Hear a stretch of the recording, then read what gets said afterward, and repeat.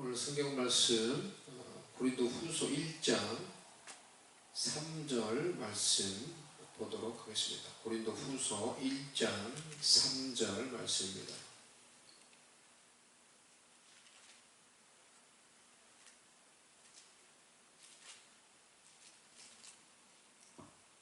고린도후서 1장 3절 말씀입니다. 찬송하리로다. 그는 우리 주 예수 그리스도의 하나님이시요 자비의 아버지시요 모든 위로의 하나님이시요. 제가 한번 읽겠습니다.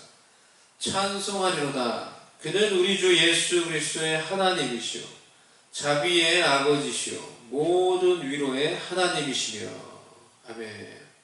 이 말씀으로 오늘 말씀 나누도록 하겠습니다. 고린도후서 1장 말씀, 원래 이제 3절부터 한 11절까지 말씀을 이제 보려고 하는 건데요. 하나님의 위로에 관한 그런 주제에 대해서 말씀 보려고 제가 사실 이 본문을 이제 선택을 했습니다. 그런데 오늘은 3절 그냥 이 말씀을 가지고 설교를 하려고 합니다. 그래서 3절 중심으로 이제 설교를 하고요. 그래서 전체는 그래서 제가 말씀을 생각하면서 생각했던 주제는 하나님의 위로인데요. 오늘은 3절에 나와 있는 말씀을 가지고 조금 두 가지를 설명하도록 하겠습니다. 첫 번째는 송영의 신앙입니다. 찬송하리로다. 이게 3절이 시작하죠. 이제 편지의 이제 본론이 시작되는 부분이 바로 이제 3절이라고 할 수가 있는데요. 바울이 이렇게 이제 시작을 하는 거예요. 찬송하리로다. 하나님을 찬양하며 찬송하며 하나님께 영광을 돌리며 이 편지를 시작하고 있는 것입니다. 이게 바울의 신앙을 좀 잘 보여주고 있는 거예요. 바울의 신앙이 이런 신앙이에요. 송영의 신앙. 하나님께 영광을 돌려드리는, 하나님께 영광을 올려드리며 시작하는 그런 신앙. 그게 바울의 신앙, 송영의 신앙이라고 이렇게 말을 할 수가 있습니다. 바울은 사실 왜 이 부분에 대해 주목을 하려고 하면요. 바울은 사실 이 편지 고린도후서의 이 배경을 보면요. 이제 이 조금만 뒷부분을 읽어도 이제 나오지만은 바울은 극심한 환난을 경험을 했습니다. 이 편지를 쓸 때. 바울이 어느 정도 이제 환난을 겪었는지 우리가 이제 뒤에 내용들을 보면 이제 좀 짐작을 할 수가 있는데요. 9절 말씀, 이제 8절, 9절 말씀, 이 보면은 이제 그 고난이 얼마나 컸든지, 그것이 힘에 겹도록 심한 고난을 당하여서 이제 이렇게 말을 하고 있죠. 그래서 힘에 겹도록 심한 고난을 당하여 살 소망까지 끊어지고 우리는 우리 자신이 사형 선고를 받은 줄 알았으니. 고난의 구체적인 내용은 여기서 말을 하고 있지 않지만은 그 고난의 정도가 어느 정도였는지 바울이 사실 말을 하고 있어요. 바울이 이렇게 뭐 유약한 사람이 아니거든요. 연약해서 이렇게 좀 자기 연민 그리고 막 엄살이 심한 그런 사람이 아니잖아요. 바울이 얼마나 많은 고난과 핍박과 이 고통들을 겪었습니까? 그 모든 걸 다 이기면서 주의 복음을 위해서 끊임없이 전진하는 그런 생애를 살았던 사람인데요. 그런 바울이 그 고난이 얼마나 컸으면은, 이 당시 겪었던 그 환난이 얼마나 컸으면은 살 소망이 끊어질 정도로 자기 자신은 사형 선고를 받은 줄 알았다. 그렇게 생각을 했다는 거예요. 고난이 얼마나 힘들든지 내가 이러다 죽겠구나 이런 생각이 들었다는 거죠. 그 정도로 힘든 죽을 것 같은 그런 고난이었다는 거예요. 아예 살 소망 자체가 사라져버린 그런 환난이었다는 것입니다. 이런 환난을 여러분 당해 보셨습니까? 그 정도는 아니더라도 뭐 비슷한 근접한 어떤 떠오르는 고난들이 있습니까? 바울은 하여튼간 실제적으로 아주 심각한 그런 큰 환난을 당하는 거예요. 그런데도 바울이 이 편지를 쓰면서 그 그런 환난을 겪고 나서도 바울이 편지를 시작하면서 어떻게 시작해요? 찬송하리로다. 하나님을 찬송하리로다. 이렇게 이 편지를 시작하는 거예요. 하나님을 찬양하며 하나님께 영광을 돌리며 시작하는 것입니다. 이것이 바울이 가지고 있었던 신앙의 색깔이라는 거예요. 이것을 우리가 좀 생각하고 본받자는 거예요. 죽을 것 같은 힘에 겨운 고난을 당하고 수고를 했지만 그 가운데서 하나님을 찬양하는, 하나님께 영광을 돌리는, 하나님을 바라보는 그런 신앙이었어요. 그것이 바울의 신앙, 성령의 신앙이었어요. 우리가 본받아야 될 그런 신앙이에요. 사람을 보며 세상을 보니 만족함이 없었네. 나의 하나님 그분을 뵈니 나는 만족하겠네. 이런 오래된 옛날 한국 가스펠이죠. 그 찬양이 요즘에 저한테 새록새록 이렇게 마음에 와닿고 이렇게 느껴질 때가 많이 있습니다. 어렸을 때는 그 찬양 그냥 율동하고 뭐 그냥 신나게 의미는 그렇게 뭐 의미가 이렇게 마음에 와닿지 그 생각하지 못하고 이렇게 많이 불렀던 찬양이었는데요. 요즘에 이 찬양의 가사가 내 마음속에 깊이 와닿을 때가 많이 있어요. 사람을 보며 세상을 보니 만족함이 없었네. 만족함이 없는 게 아니라 때로는 사람보다가 우리가 세상보다가 낙심하며 실망하며 상처가 돼요. 바울처럼 정말 죽을 것 같은 그런 세상에서 고난을 당하기도 하는 거예요. 그런데 그런 와중에도, 그런 속에서도 다시 하나님을 보니 내가 만족합니다. 다시 하나님을 보며 내가 하나님께 찬양하며 영광 돌립니다. 이 바울이 가졌던 성령의 신앙이에요. 우리가 배워야 돼. 지금 우리도 끊임없이 계속되는 이런 고난과 환난 속에서 점점 지쳐가고 있는 메말라가는 우리의 영혼들을 향해서 우리가 각성시켜야 될 그런 신앙이에요. 환경이 아니라 환난이 아니라 다시 하나님을 바라보며 하나님께 영광을 돌리로다. 찬송하리로다. 우리도 무언가를 시작할 때 이와 같이 하나님께 영광을 돌리며 시작하는 것이 중요하다고 생각을 합니다. 새로 뭔가를 시작하는 그런 사람들이 있죠. 여러분들이 하나님께서 맡기신 새로운 일들을 시작하실 때 어떻게 하나님께 영광을 돌리며 시작할 것인지 생각을 해보세요. 그렇게 하는 것이 정말 우리에게 필요합니다. 과거 우리의 이제 좀 윗세대, 이 신앙의 선배들, 이 목사님들이나 이 신앙의 바로 윗세대 분들의 말 중에 이런 간증을 제가 종종 어렸을 때 많이 들은 것 같습니다. 뭐 가령 이러는 거예요. 첫 월급을 받았는데 그것을 하나님의 첫 번째 것, 하나님께서 주신 첫 열매, 하나님 것이라고 생각하고 하나님께 다 바칩니다. 그렇게 바쳤다. 뭐 이런 간증 고백을 종종 들었던 것 같습니다. 여러분도 똑같이 하라는 게 아니에요. 무조건 이렇게 똑같이 해야 된다는 게 아니에요. 어떤 사람은 그런 식으로 자신의 첫 시작의 열매를 다시 하나님께 그것을 하나님 것입니다 라고 이렇게 바침으로 하나님께 영광을 돌리려고 했다라는 거예요. 예? 얼마를 바치느냐가 중요한 게 아니고 하나님이 돈이 없으신 그런 거지가 아닙니다. 예? 여러분의 돈이 필요한 게 아니에요. 하나님이. 금도 은도 다 하나님의 것이에요. 그런데 그러한 것을 통해서 하나님께 영광을 돌리려고 했다라는 그 마음을 하나님이 기뻐하시는 거예요. 그리고 더 큰 은혜를 베풀어 주시는 것입니다. 그러니까 우리도 생각을 해야 돼요. 우리가 무언가를 새로 시작할 때 어떻게 하나님께 영광을 돌리며 시작할 것인가. 솔로몬이 왕위의 일을 시작하면서 뭘 했어요? 어떻게 솔로몬이 하나님께 영광을 돌렸어요? 이 자신과 함께 나라를 이끌어가야 될 그런 지도자들, 신하들과 함께, 백성들과 함께, 여러분 기브온에 가서 기브온에 큰 제사를 드릴 수 있는 그런 산당이 있었는데요. 그곳에 가서 1천 번제를 드렸죠. 왕의 일을 이제 시작하기 전에요. 1천 번제, 엄청난 양의 헌신의 제사를 하나님께 드리면서 시작을 하나님과의 관계를 먼저 바로 세우며 그 중요한 왕의 과업을 시작하려고 했다는 거예요. 예? 그 일천 번제가 1000번의 제사가 아니라 1000마리의, 이 영어를 그대로 보면은, 원어를 보면요, 예, 이런 뜻이에요. 1000마리의 burnt offering이에요. 영어 성경으로 a thousand burnt offering 이렇게 되어 있어요. 엄청난 양의 제물 burnt offering을 하나님께 바쳤다는 거예요. burnt offering.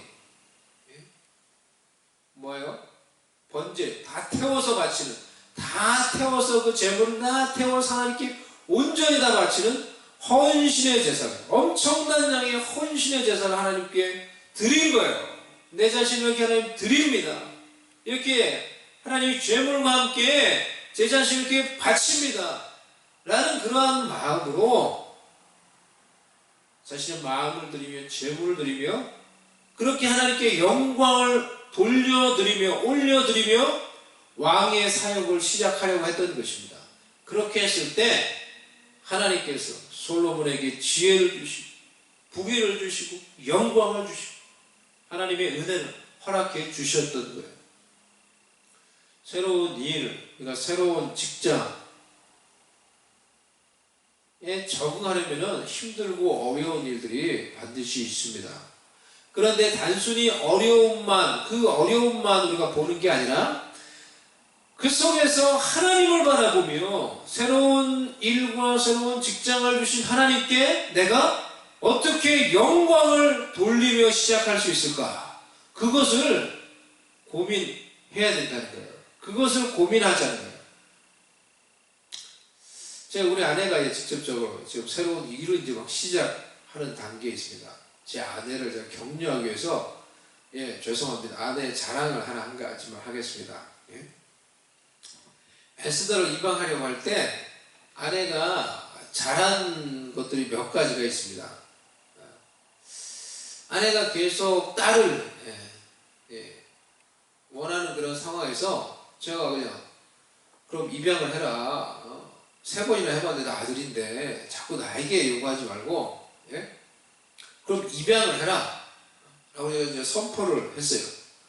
그렇게 선포하고 나서 나의 말의 능력이 그대로 가정에서 실천되는 것을 제가 보았습니다. 다른 말들은 그대로 잘 이행이 안 되는데 그냥 그럼 입양해라. 나는 이 말은 내 입에서 나가자마자 아내가 곧바로 그것을 실천하는 거예요. 곧바로 그것을 실행을 하는 거예요. 아이들을 불러다가 야 우리 집은 이제 딸을 입양한다. 입양하기로 했다. 아이들한테 딱 얘기하는 거예요. 그리고는 아이들을 모아서 아이들과 같이 가정 예배를 드리면서 입양할 아이를 위해서 그때부터 이제 기도를 하는 거예요. 기도하기 시작한 거예요. 그리고 입양하는 그 딸을 입양하려고 하니까 기관을 통해서 이제 신청을 했는데 곧바로 되는 게 아니에요. 그래서 뭐 10개월, 1년 이렇게 기다려야 된다는 거예요. 그 말을 듣고 아내가 자신이 그러면은 아이를 임신했다고 생각하고 그 기다리는 그런 10개월, 그 기간 동안에 아이를 한 10개월 정도 임신하고 아이가 나오잖아요. 근데 내가 자신이 임신했다고 생각을 하고 그 기간 동안에 기도로 아기를 품겠다는 거예요. 그리고 아이들과 함께 아이를 위해서 계속 기도하는 거예요. 이름도 그래서 나중에 정하고 에스더로 이름도 정하고 그렇게 기도하는 거예요.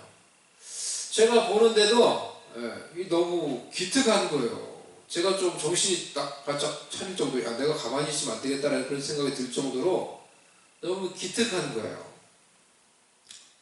아내가 그때 이제 잘한 것이 생각을 해보니까 이 중요한 일을 시작하면서 아이를 입양하는 얼마나 중요한 일입니까? 그런 중요한 일을 시작하면서 하나님의 마음을 품고 하나님의 감동을 따라서 그런 방식으로 하나님께 영광을 돌리며 기도하며 그런 방식으로 하나님께 영광을 돌리며 그 일을 시작했다라는 거예요. 본인은 알고 있는지 모르겠지만 그런 방식으로 하나님께 영광을 돌린 거예요. 그러니까 하나님이 예정해 놓으시고 작정해 놓으신 에스더를 저희 가정에 보내는 과정이 이게 얼마나 은혜로웠는지 몰라요. 제가 여러 번 그런 것들을 말씀을 드렸죠. 얼마나 은혜롭고 얼마나 참 것이 이제 여러 가지 이 사인과 그런 기적과 같은 그런 어떤 징표들을 통해서 하나님이 에스더를 저희 가정에 보내주셨어요. 무언가를 시작할 때, 새로운 중요한 일을 시작하려고 할 때 우리 이렇게 한번 해보자는 거예요. 우리가 다시 이렇게 해보자는 거예요. 하나님을 바라보며 하나님의 마음을 품고 그것이 무엇이든지 간에 하나님이 기뻐하시는 일로 하나님께 영광을 돌리며, 누가 봐도 참 기특하다, 누가 봐도 참 귀한 일이다, 사람이 봐도 감동이 될 정도로 그런 하나님께 영광을 돌리며 시작하는 거예요. 그럼 하나님이 분명 우리의 앞길에 우리가 시작하고자 하는 그 일 가운데 하나님께서 복과 은혜와 영광을 더해 주실 것입니다. 아멘. 우리가 그렇게 하나님께 영광을 돌리며 하나님이 맡겨주신 새 일들을 해 나가기를 원합니다. 축복합니다. 축복합니다. 할렐루야, 할렐루야. 지금 어려움과 환난 속에 있다 하더라도 우리가 그 어려움과 환난 때문에 위축되고 낙심되고 잘못하면 점점점 이렇게 짜부러져들어요. 지금 이 코로나 바이러스 때문에 예수의 이름으로 명하노니 코로나 바이러스로 떠나갈지어다, 떠나갈지어다. 점점 이 코로나 바이러스 때문에 점점 우리가 지금 위축이 되고 이렇게 어쩌면 영육간에 이게 힘이 들어지는 그런 상황들이 지금 반복이 되고 있습니다. 예수의 이름 명하노니 코로나 바이러스 떠나갈지어다, 떠나갈지어다. 이 어려움과 환난 때문에 우리가 자꾸 위축되고 낙심만 하는 것이 아니라 그 어려움 속에서 일하고 계신 하나님을 바라보며 하나님의 은혜와 역사를 찬양하며 하나님께 영광을 돌리는 것입니다. 이것이 성령의 신, 바울이 했던 바로 성령의 신. 그 극심한 죽을 것 같은 고난을 겪고 나서도 바울이 편지 쓰는데 찬송하리로다, 하나님을 찬송하리로다, 영광을 돌리며 시작하는 거예요. 자유주의 신학자들은 성경의 기적을 믿지 않죠. 그래서 이스라엘 백성들이 이 홍해를 건넌 것에 대해서도 이제 기적이니까 그것은 이제 믿기 싫은 거예요.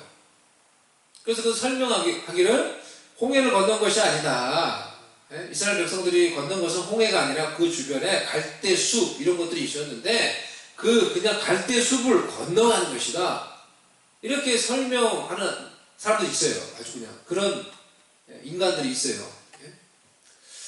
이게 하나의 학설이기도 합니다. 이런 이야기가 있어요. 이 이야기를 들은, 그래서 자유주의 신학자 간에 이런 이야기를 들은 한 어린아이가, 그리고 그 얘기를 듣고는 이제 곰곰이가 그래요?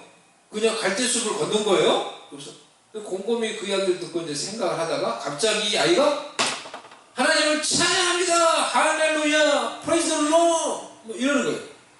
그 자유주의 신학자가 깜짝 놀라. 아니 왜 그래? 왜? 아이가 하는 말이, 아저씨 말대로 하면은 이스라엘 백성들은 갈대숲을 그냥 건너갔고, 그리고 그 뒤따라온 애굽의 모든 군대들을 하나님이 그 갈대숲에서 하나님이 다 빠뜨려 죽였으니 얼마나 하나님의 능력이 놀라운 거예요. 하나님의 능력을 찬양합니다. 막 이렇게 말했다는 거예요. 예? 조크이죠. 예. 조크이지만 여러분이 의미가 있는 조크라고 생각합니다. 이 어린아이는 이 자유주의 신학자의 이런 하나님의 능력에 대한, 하나님의 기적에 대한 이 불신과 의심을 기반으로 하는 이런 이야기를 들으면서도, 이런 불신을 기반으로 하는 이야기가 세상에 얼마나 많이 있어요. 이런 이야기를 들으면서도 오히려 그 속에서 어떻게 여전히 하나님의 능력과 역사를 바라보려고 했던 거예요. 그리고 하나님을 오히려 거꾸로, 그 사람의 말을 사용해가지고 거꾸로 그 속에서 그게 정말 말이라면은 얼마나 놀라워. 갈대숲에 들어가서 그 사람들 다 빠져 죽었으니 얼마나 그게 놀라워. 오히려 그 말을 역으로 이용해서 하나님의 능력을 찬양하는 거예요. 예? 세상에는 이런 하나님의 능력, 하나님의 살아계심, 하나님의 인도하심, 하나님의 응답, 하나님의 은혜, 이런 것들을 믿지 않는 불신앙을 근거로 하는 말들이 가득해요. 우리 주변에 들려오는 그런 말들 소리 중에 이런 하나님의 섭리, 하나님의 역사, 하나님의 인도하심, 하나님의 응답을 근거로 하지 않는 그러한 말들이 얼마나 많이 있어요. 우리가 세상에 살면서 그러한 말들에만, 그 주변에 들려오는 다른 사람이 해주는 말들, 그런 말들만 그냥 자칫 잘못해서 듣고 그 말에만 집중할 때 잘못하면 낙심하는 거예요. 그런 불신앙을 기반으로 하는 세상 사람들의 소리를 들어서 낙심하는 게 아니라 그 속에서 여전히 우리에게 말씀하시는 하나님의 음성을 들을 수 있기를 바랍니다. 그러한 세상의 불신의 소리가 가득한 곳에도 여전히 우리 가운데 역사하시는 하나님의 역사, 하나님의 능력, 하나님의 손길을 바라보며 하나님의 인도하심을 받을 수 있어야 하는 것입니다. 그것이 하나님의 자녀인 것입니다. 하나님의 영으로 인도하심을 받아야 하는 것입니다. 할렐루야. 저희 가정이 미국에 오려고 할 때 벌써 10년이 됐네요. 미국에 오려고 할 때 저는 진지하게 하나님의 음성을 따라서 하나님의 인도하심을 구하며 그렇게 기도하며 나아가고 있었어요. 누가 뭐라 해도 하나님이 이끄시면 미국에 가는 것이다. 제 마음속에 그런 확신이 있었어요. 반대로 하나님 뜻이 아니면 안 되는 거예요. 근데 제 마음속에 하나님이 저희 가정을 이제 미국으로 이제 인도하시는 것에 대해서 거의 확신이 들었어요. 제가. 거의 확신이, 하나님이 이제 문을 여시는구나. 이제 미국에 가라고 하시는구나. 그런 거의 확신이 다 들었어요.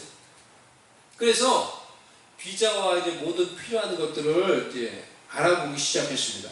제가 바빠서 아내가 여행사에 이렇게 전화를 걸면서 문의를 하기 시작했어요. 근데 문의를 하는 데마다 너무 불친절하게 저희 상황을 듣고, 제가 목사고 그때 가족이 6이요. 가족도 많고, 예? 그런데 뭐 저희 상황과 조건을 듣고는 너무 불친절하게, 그리고 또 비꼬듯이 뭐 그러는 거예요. 비자 받기 어렵겠는데 누가 비자 내준대요? 이렇게 말한다는 거예요. 막 우리 아내가 설명, 누가 비자 내준대요? 이런 식의 이 상담을 받은 거예요, 우리 아내가. 그런 전화 상담을 몇 번 받고는 아내가 완전히 풀이 죽어버린 거예요. 그래서 제가 아내에게 조금 화를 내면서 그 사람들 말 듣지 마! 그 사람들이 하나님이야! 하나님이 길을 여시면 가는 거야! 하나님의 뜻이 아니면 못 가는 거고. 근데 그렇게 이제 조금 이제 뭐라 하듯이 아내에게 이제 그렇게 말을 했어요. 사람들 말 때문에 기죽을 필요 없다는 거예요. 그러니까 아내가 다시 딱 정신을 차리시고 같이 우리가 더 이제 막 사람들 말에 이렇게 흔들리지 않고 더 하나님을 바라보려고 애를 썼어요. 그러면서 필요한 것들을 하나씩 준비를 해갔어요. 그러니까 정말 이렇게 정말 우리를 잘 도와줄 수 있는 여행사를 만나게 해주시더라고요. 정말 우리는 가족이 많고 저는 목사고, 이 목사가 비자 받는데 이제 마이너스를 하더라고요. 목사인 게 나이도 뭐 적지 않고, 예?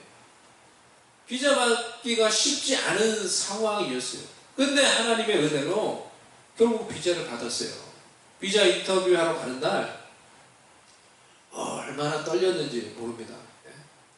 제 앞에서 이제 막 기다리고 있다가 이제 한쪽 여러 창구가 있지만은 여러 창구가 있는데 그 창구에 사람이 빠지면 이제 그냥 그렇게 막 가는 거예요. 어디 임의로 이제 가는 거예요. 창구가 여러 군데 있는데.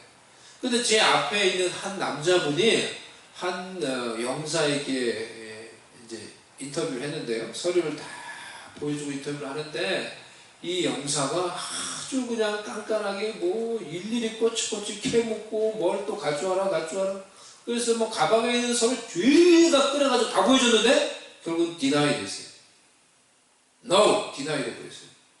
그러니까 이 나이가 좀 있으신 그런 아저씨였는데 풀이 죽어서 낙심해가지고 돌아가는 거예요. 그 모습을 보니까 더 떨리는 거예요. 와, 그러면 기도 하나님 저 사람한테 제가 제발 가지 않게 해주세요. 제발 가지 않게 해주세요. 간절히 기도를 했어요. 결국 그 사람을 피해가지고 다른 이 영사에 갔는데요. 저를 인터뷰한 영사는 젊은 백인 청년이었어요. 제가 보니까. 그러니까 아주 거의 젊은 친구였어요. 제가 가족이 많잖아요.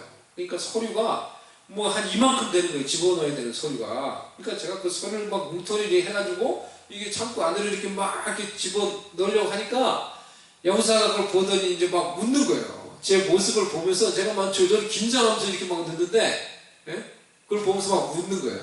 근데 그 웃는 모습에 제 속에 있는 긴장이 스르르 풀렸어요. 마음이 편해지더라고요. 이 영사는 너무 친절하게 이제 자상하게 이렇게 저를 인터뷰를 해주는 거예요. 근데 오히려 옆에서 이제 통역하는 한국 여자분이 있었는데 오히려 통역하는 이분이 막 장애물이에요. 제가 뭐 이렇게 말을 하면은 막 피식피식 하면서 막 비꼬듯이 막 웃고 그러는 거예요. 그래서 결국은 나중에 도움이 안 되는 거예요, 이분이. 나중에 제가 그냥 이 영어도, 그때는 영어도 더 못했는데 이 짧은 영어로 제가 그냥 직접 영사에게 얘기를 했어요. 그러니까 영사가 더 집중해서 제 얘기를 듣고 그러더니 승인 도장을 다 찍어줬어요. 예? 어프로브야. 승인 도장을 다 찍어줬어요. 여러분, 우리가 하나님의 뜻 가운데, 하나님의 인도하신 가운데, 하나님이 길을 여시는 곳을 따라 나아갈 때에도 어려움이 없는 것이 아니에요. 환난이 없는 것이 아니에요. 바울처럼요. 극심한 환난을 당하기도 하는 거예요. 우리도 하나님의 인도하심을 따라 새로운 길을 나아가려고 하면은 주변에서 이 불신앙적인 낙심시킬 수 있는 말들을 던지는 사람들이 많이 있어요. 여행사 직원처럼 누가 비자 내준대요? 그렇게 뭐 이래서 되겠어? 그런 말들을 툭툭 던지는 이런 사람들이 얼마나 많이 있어요. 그런 사람들 말 때문에 우리가 상처받고 낙심하다 보면은 그 가운데서 여전히 그 환난 가운데서도 여전히 역사하시고 우리를 이끄시고 일하고 계신 나를 인도하시는 하나님의 역사와 손길을 놓칠 수가 있는 거예요. 그래서 성령의 신앙이 중요한 거예요. 극심한 환난 속에서도 사람들의 비웃음 속에서도 마귀의 조롱과 공격 앞에서도 하나님을 바라보며 하나님의 역사와 은혜와 일하심을 바라보며 하나님을 찬양하며 하나님의 역사를 선포하며 하나님께 영광을 돌리며 시작하는 거예요. 찬송하리로다. 할렐루야. 마귀는 떠나갈지어다. 할렐루야. 바울처럼 찬송하리로다. 이렇게 시작하는 거예요. 선포하며 시작하는 거예요. 나를 비웃는 사람들 앞에서도 주님을 찬양합니다. 저를 이런 모든 사람들조차도 능히 이기고 감당할 수 있는 사람으로 나를 연단시켜 가시려는 그 하나님을 찬양합니다. 이렇게 선포하며 나아가며 하나님께 영광을 돌리는 것입니다. 아멘. 내가 적장을 뛰어다니며 말을 타고 내가 적군 속에서 말을 타며 담장을 뛰어넘는도다. 하나님과 함께 그 담장을 뛰어넘는도다. 다윗이 그런 고백을 했었죠. 그렇게 우리도 환난 속에서 하나님과 함께 하나님께 영광을 돌리며 계속해서 keep going. 하나님의 영광을 위해서 we go forward to the God's glory. 할렐루야. 우리는 우리의 시작도 하나님께 영광을 돌리는 것으로 시작해서 우리의 여정의 중간에 어려움과 고난을 겪을 때에도 그 가운데 여전히 함께 하시며 역사하시며 말씀하시며 우리를 인도하시는 하나님을 바라보며 그 하나님께 영광을 돌리며 마침내 우리 인생이 마칠 때에도 이 모든 것이 다 하나님의 은혜였노라 라고 고백하며 하나님께 영광을 돌릴 수 있는 자들 될 수 있기를 축복합니다. 아멘. 두 번째, 하나님의 자비예요. 하나님은 자비의 아버지세요. 자비의 아버지, 오늘 본문에서 찬송하로다. 그는 우리 주 예수 그리스도의 하나님이시여, 자비의 아버지시여. 이 자비의 아버지라는 이 말은 마치 아버지가 자녀를 긍휼히 여기고 불쌍히 여기고, 아버지에게는 자녀를 볼 때, 어린 자녀를 볼 때, 연약한 자녀를 볼 때 그런 긍휼의 마음이 있죠. 그 긍휼의 마음. 아버지가 자녀를 긍휼히 여기고 불쌍히 여기듯이, 우리 하랑이가 5살 때, 6살 때, 그 아주 어렸을 때, 그때였죠. 하랑이가 처음으로 몸이 아파가지고 병원에 입원을 했어요. 그때 몸이 아파가지고. 그래서 제가 교회 사역을 급하게 마치고 늦게 그 병원을 찾아갔는데요. 하랑이가 병원에 이제 누워 있는데, 그러니까 5살, 6살이니까 얼마나 어려요. 그 조그만한 손에 주사 바늘을 꽂고 그러고 누워 있는 거예요. 링겔 주사를 그 조그만 손에 주사 바늘을 꽂고 그래서 누워서 잠이 들어 있는 거예요. 그 모습을 보는데 그냥 눈물이 이렇게 제가 막 나더라고요. 저 어린 손에 이게 꽂혀 있는 주사 바늘을 보니까 눈물이 막 나는 거예요. 그게 너무 제가 마음이 안 좋은 거예요. 아픈 거예요. 얼마나 이게 아팠을까 얘가. 이 어린애가 얼마나 아팠을까. 그 아버지의 마음에서 나오는 그런 긍휼의 마음으로 제가 어디서 막 눈물이 막 나오는 거예요. 아버지에게는 자녀를 향한 그런 긍휼의 마음이 있죠. 아버지가 자녀를 긍휼히 여기고 불쌍히 여기듯이 하나님이 당신의 자녀인 우리를 향해 자비와 긍휼히 여기는 마음을 지속적으로 품고 그것을 지속적인 행위로 나타내고 있다라는 거예요. 이것이 자비의 하나님이라는 의미라는 거예요. 시편 103편 8절에 여호와는 긍휼이 많으시고 은혜로우시며 노하기를 더디하시고 인자하심이 풍부하신다. 여호와는 긍휼이 많으시고, 우리 하나님 여호와는 긍휼이 많으시다. 긍휼이 풍성하신 하나님 아버지이세요. 에베소 2장 2절에서 5절. 그때 너희는 그 가운데서 행하여 이 세상 풍조를 따르고 공중의 권세 잡은 자를 따랐으니 곧 지금 불순종의 아들들 가운데 역사하는 영이라. 전에는 우리도 다 그 가운데서 우리 육체의 욕심을 따라 지내며 육체와 마음에 원하는 것을 하여 다른 이들과 같이 본질상 진노의 자녀였더니 긍휼이 풍성하신 하나님이 우리를 사랑하신 그 큰 사랑을 인하여 허물로 죽은 우리를 그리스도와 함께 살리셨고 너희는 은혜로 구원을 받은 것이라. 우리가 전에는 이 세상 풍조를 따르고 그것이 영적으로 공중권세 잡은 자 마귀를 따르는 것이고, 우리도 다 세상의 사람들처럼 육체의 욕심을 따라 지내며 육체와 제 본성이 원하는 것만 하며 살아가는 진노의 자녀들이었다는 거예요. 그런데 이런 진노의 자녀들이 어떻게 구원받았어요? 그런 우리가 어떻게 구원받았어요? 긍휼이 풍성하신 하나님이 이런 우리를 긍휼히 여기서 그 크신 긍휼과 사랑으로 아들 예수님을 우리에게 보내셨어.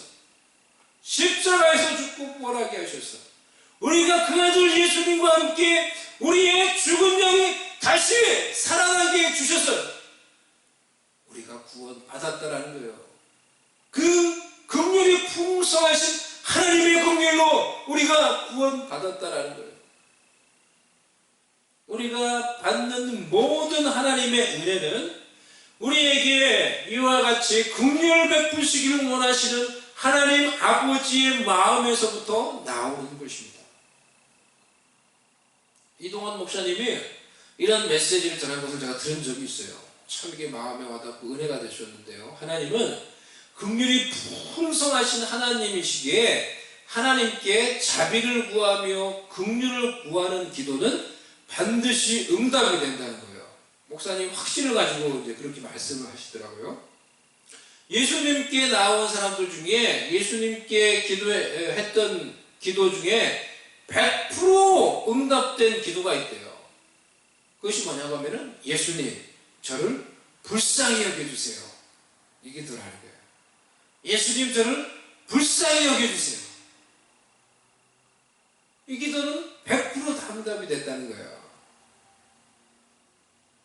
이렇게 기도하며 나간 사람은 다 예수님께 긍휼과 은혜와 치유와 그 능력과 응답을 받았다는 거예요. 대표적으로 바디메오. 예수님 저를 불쌍히 여겨주세요.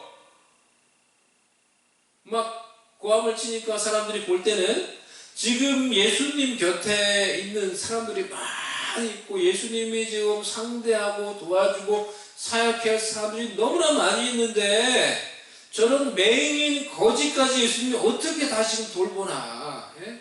우선순위에서 이게 안 되는 거예요. 우선순위에서. 그래서 조용히 하고 꺼져! 찌그러져 있어 너는 그냥! 이렇게 바디메오를 구박하는데 그게 예수님을 어떻게 보면 이제 순서를 정리해 준다는 거죠. 예수님을 좀 도와주는 일이라고 이제 생각을 했겠죠. 예수님을 차마 그런 말을 할 수는 없잖아요. 그런데 그 맹인 거지 이름도 분명치 않은 바디메오, 디메오의 아들 이런 뜻이에요. 바디메오. 그 바디메오를 예수님이 부르시고 그에게 긍휼을 베풀어 주세요. 왜요? 예수님은 긍휼이 넘치시는 분이시기 때문에. 예수님은 긍휼이 그 마음속에 넘치시는 분이시기 때문에 긍휼을 구하며 주님께 나와 기도하는 그 기도를 응답해 주신다는 거예요. 그래서 우리가 이런 예수님께 나와 하나님께 나와 긍휼을 구하는 기도, 자신을 불쌍히 여겨달라며 드리는 기도는 반드시 응답이 된다는 거예요. 그런데 우리는 사실 예수님께 나와 이렇게 기도 잘 안 합니다. 이렇게 기도하세요? 자존심이 있으니까 예수님께 나와도 조금 있는 척하고 고상하게 멋있게 기도하고 싶어하지 바디메오처럼 사람들이 구박하든지 뭐라 하든지 상관없이 나사렛 예수시여 다윗의 자손이여 나를 불쌍히 여겨주소서 간절하게 다 내려놓고 그런 기도 잘 못해요. 언제 여러분 그렇게 기도해 보셨나요? 언제 여러분 그렇게 바디메오 같이 그들이 나를 불쌍히 여겨달라고 그렇게 기도해 보셨어요? 그렇게 기도하셨어요? 요즘 겪은 환난을 통해서 그렇게 기도하셨나요? 하나님 나를 불쌍히 여겨달라고 자존심이고 뭐고 다 포기하고 내려놓고 언제 하나님의 긍휼을 구하며 여러분 기도해 보셨나요? 바디메오는 뭐 포기하고 내려놓을 것도 없으니까 이미 인생 자체가 자타가 공인하는 이 포기하는 자포, 뭐 요즘에 뭐 N포 뭐 많잖아요. 이런 이 다 포기된 그런 내려놓은 인생이니까 사람들이 뭘 하든지 간에 뭐 신경 쓸 게 없는 거예요. 이미 다 내려놨기 때문에 그냥 나를 불쌍히 여겨달라고 더 크게 애원하는 거예요. 그런데 그 기도가 예수님의 가는 발걸음을 멈추게 하고 예수님의 그 긍휼의 마음을 감동시킨 거예요. 예수님은 긍휼이 우리가 생각하는 것보다 훨씬 더 크신 분이기 때문에 우리가 생각하는 것보다 훨씬 더 그 긍휼이 크신 분이라는 거예요. 아내가 간호사 시험을 작년에 합격했어요. 그래서 지금 새로운 일을 향해서 지금 준비하며 나아가고 있는데요. 기도를 해주세요. 잘 준비가 될 수 있도록. 아내가 간호사 시험을 합격한 것이 두 가지 이유인 것 같다고 이번 가정예배 때 고백을 했어요. 하나는 제가 간호사 그 시험 RN이죠. 시험 문제 푸는 앱을 핸드폰에 깔아줬어요. 그러니까 그 앱을 가지고 계속 문제를 풀더라고요. 문제를 많이 풀어야 된다. 내가 이제 그렇게 얘기를 해줬거든요. 그러니까 그걸 핸드폰을 보면서 잠시 시간만 있으면 계속 그 앱을 켜놓고 문제를 푸는 거예요. 그게 도움이 많이 됐다는 거예요. 그리고 또 한 가지 중요한 영적인 이유는 바로 어머니의 기도였다는 거예요. 시험을 계속 떨어지니까 이 딸을 불쌍히 여기는, 딸을 사랑하는 이 장모님, 어머님, 이 어머니가 하나님께 기도하기를, 하나님, 지연이 불쌍하지도 않냐고 그렇게 기도했는데, 지연이 불쌍하지도 않냐고, 저렇게 일하면서 저렇게 고생하면서 힘들게 공부하는데 불쌍하지도 않냐고. 예? 한국 와서도 이제 한국에 이제 간 적이 있었거든요. 예? 재작년인가요? 그때 이제 갔는데 이제 공부하다가 왔단 말이에요. 한국 와서도 제대로 놀지도 못하고 쉬지도 못하고 저렇게 공부한다고 저렇게 고생하다 갔는데 불쌍하지도 않냐고. 하나님, 지연이 불쌍하지도 않냐고. 이렇게 그렇게 기도했다. 그 시험 좀 합격하게 해달라고 그렇게 기도했다는 거예요. 근데 그 기도가, 그 엄마의 기도가 응답이 된 것 같다. 그런 이야기를 하는 거예요. 맞아요. 그게 맞는 것 같아요. 제가 이제 그 말을 들어도. 딸을 누구보다 불쌍히 여기는 그 어머니의 마음에서 나오는 그 기도가 그것보다 긍휼이 더 풍성하신 하나님 아버지의 마음을 감동시킨 거예요. 그런 기도 반드시 응답이. 왜냐하면 하나님은 그것보다 긍휼이 더 크시기 때문에. 어머니의 마음에서 나오는, 딸을 긍휼히 여기는 그 어머니의 마음에서 나오는 그 기도가 당연히 하나님 아버지의 마음을 감동시키는 거예요. 하나님은 자비의 하나님, 긍휼이 그거보다 훨씬 더 큰 하나님 아버지이시기 때문에 그런 것입니다. 할렐루야. 정말 그래요. 그래서 사실 아내가 시험을 봤지만 아무한테도 내가 시험을 본 것을 말하지 말라. 이순신 장군도 아니고 저한테 늘 그렇게 얘기해요. 왜? 또 떨어질까봐 얘기하지 말라는 거예요. 그래서 사실 아무도 기대를 하지 않았는데 턱 붙은 거예요. 하나님의 은혜로, 하나님의 긍휼로 하나님께서 제 아내를 불쌍히 여기사 은혜를 베풀어 주신 거예요. 사랑하는 여러분, 저와 여러분도 긍휼이 풍성하신 하나님 아버지께 나와 하나님 아버지의 긍휼을 구할 수 있는 자들 될 수 있기를 바랍니다. 그러려면은 마음이 더 겸손해져야 돼요. 자존심 때문에 예수님께 나와 하나님께 나와서도 기도도 못하고 있는 척, 괜찮은 척, 고상한 척, 그런 거 다 필요 없어요. 세상에서는 내가 너무 없는 척, 모르는 척, 너무 이런 티를 내면은 사람들이 무시하고 깔봐요. 세상에 나가서는 그것을 좀 지혜롭게 하셔야 돼요. 하지만 하나님께 나와서는 전혀 그런 것이 필요가 없어요. 겸손하게 나의 부족함과 어려움을 하나님께 아뢰되, 하나님 아버지, 저를 불쌍히 여겨주세요. 이 극심한 환난과 고난 가운데서 하나님 아시죠? 저를 불쌍히 여겨주세요. 겸손히 하나님 아버지의 긍휼을 구하는 자세와 마음이 우리에게 필요한 거예요.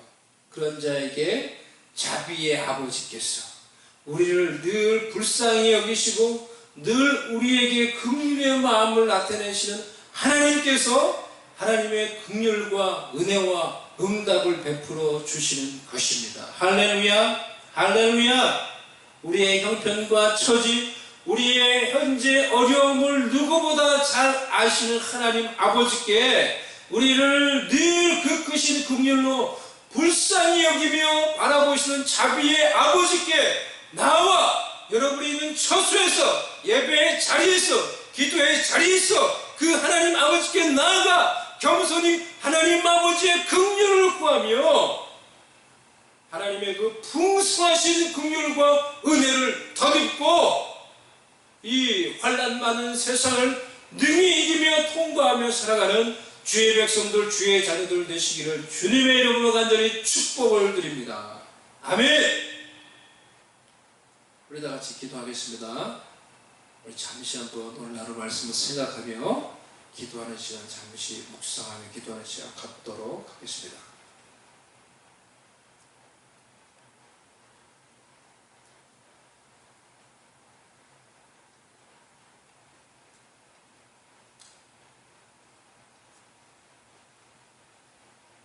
하나님 아버지, 우리의 삶 속에도 이 극심한 환난들이 계속되어가며 우리도 때로는 넘어지려고 하고 살소망이 끊어지는 것처럼 힘들고 어려울 때가 있습니다. 그러한 때에도 하나님 다시 하나님을 바라보며 하나님을 의지하며 하나님을 찬송하며 하나님께 영광을 돌리며 나아가므로 하나님, 그 환난 속에서도 그 불신앙의 세상 속에서도 하나님의 인도하심을 받아서 이 모든 환난을 뚫고 통과하고 하나님의 역사와 하나님의 계획을 우리의 삶 가운데 이룰 수 있도록 은총을 베풀어 주시옵소서.